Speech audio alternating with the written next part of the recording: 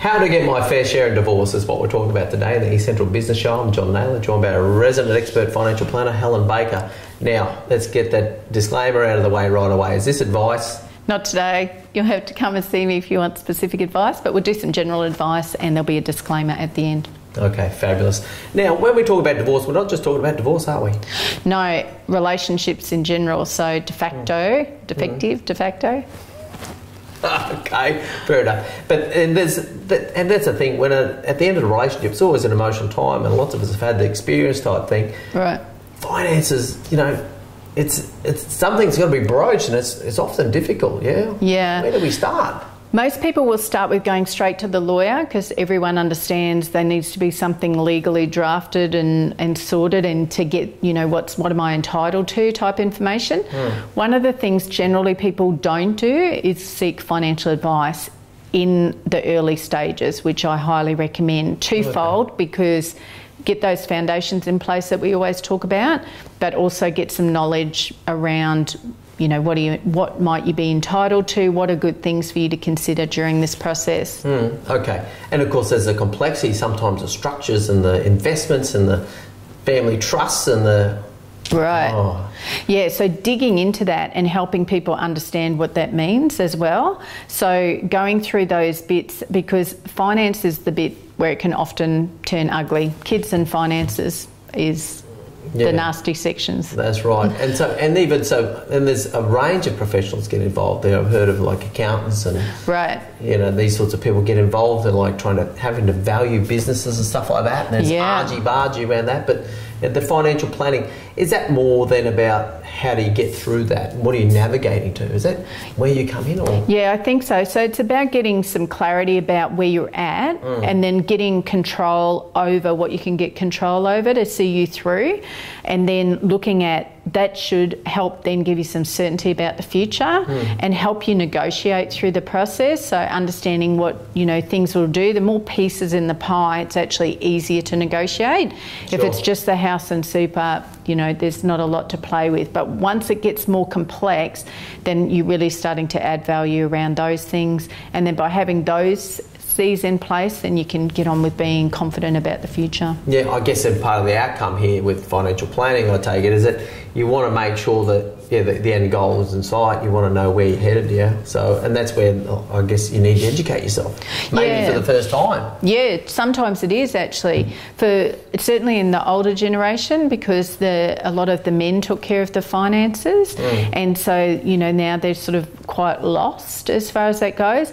But then you've got, depending on what the situation is, you'll have people who are really up to speed, some people who are medium, and some people who are not at all. So different people need that journey according to where they're at and what's happening in the situation. So yeah, getting good advice is really important. As I say, knowledge is power. Yeah, okay. And there's often tax implications, stamp duty implications around all that sort of thing. So there needs to be thought through, for the best outcome. Yeah, which goes back to your point about the accountants being involved at times as well, but obviously they can't give financial advice around certain aspects either. So that's where the two working together and the lawyer, I find, is really good, where everybody's working together on the same team and trying to get the best outcomes for everybody. Yeah. Well, I know you're a big fan of the 4 C's. What were those again? So getting some clarity to start with. So where are you at? What's in the asset pool? And also for your own situation. Sometimes people they don't even know what their own super is, what insurances they have in place, any of those kind of aspects. And so once you've got clarity, you can get control over what you can. So sometimes these can take 2 or 3 years to settle. Sometimes they can settle fast. So what can you get control of now, and then get control over the other aspects later, and that will give you some certainty, because then you'll understand that, okay, if I walk away with X, Y and Z, what does that look like for the long term? Because we've lost the economies of scale when we've split, one house, 2 people, now we've got 2 houses, 1 income, 1 retirement plan for another, it's changed. And then the last bit is then that other 4th C, which is the confidence then to move forward, knowing, okay, if I do these things in place, I'll be okay, or I know I need to do X, Y and Z for the rest of my working life to achieve what I want to achieve. Yeah, well, one of the sad things that I personally have seen with friendships and that sort of thing, there's been a dissolution of relationship is that it all becomes a slow grind through a legal process and valuation of this, valuation of that. It's really disheartening to watch that sort of thing. And I think that's a cycle that people can get caught in, because if they don't actually know what they want, it sometimes becomes almost like a little bit of argy-bargy. So if you can come in, and I had one the other day where the person came in, had already seen a lawyer, came in, got advice then from me, very clear about what they wanted to do going forward, can go back and just get it settled, and the husband has agreed to everything and away you go. Oh, fabulous, yeah. Well, I once upon a time had a good divorce, if there's such a thing, where there was a pretty straightforward negotiation, and so, I mean, that's obviously the offer and the promise, the possibility, I guess, in a end of a relationship, if there is a focus on the future. Yeah, exactly. And a financial planner can help, obviously, get the clarity and the rest of the C's around that, yeah. I think so, and more importantly as well is to avoid mistakes that people make because they weren't aware of certain things, so they've agreed to certain things and they've come to me what I call post-settlement,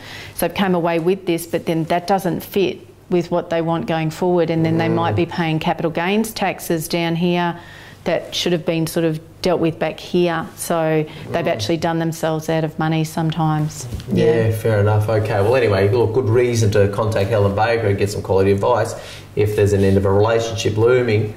How do they get in contact with Helen? Yeah, so straight to the website, onyourown2feet.com.au. You can register an inquiry online or contact the office. Okay, fabulous. All right, that's another episode done with our resident expert financial planner, Helen Baker. We'll see you next time. So, just a general chat with Helen Baker, our resident expert financial planner on the East Central Business Show. Helen, now, where's this passion come from about financial planning? We've just shot your first series. You've talked about you like it. Yeah. Where's that come from? I didn't know to start with. So my background was originally more as a fixer. So I used to go into businesses and fix things and make things happen. So I think the combination of the finance background, the project management, the fixer, and dealing with people, 1, 2, 3, and here I am. Okay, fabulous. Now we're going to put a disclaimer up around us at the moment, so it's probably down here somewhere-ish. But it's really important that people understand that whatever we do in these episodes is not specific advice, yeah? No, so specific advice must be tailored to their personal circumstances. So we'll just be talking generally about bits and things, and if that interests them and sparks them, they can seek specific advice from there. Okay, so now how do people get their Helen Baker though? So there's a book and there's a website to make contact, yeah? Yeah, so there's the website, there is the book that you can buy. I'm on LinkedIn. You find me wandering around Brisbane. Okay. Leave me alone if I'm at the groceries. No.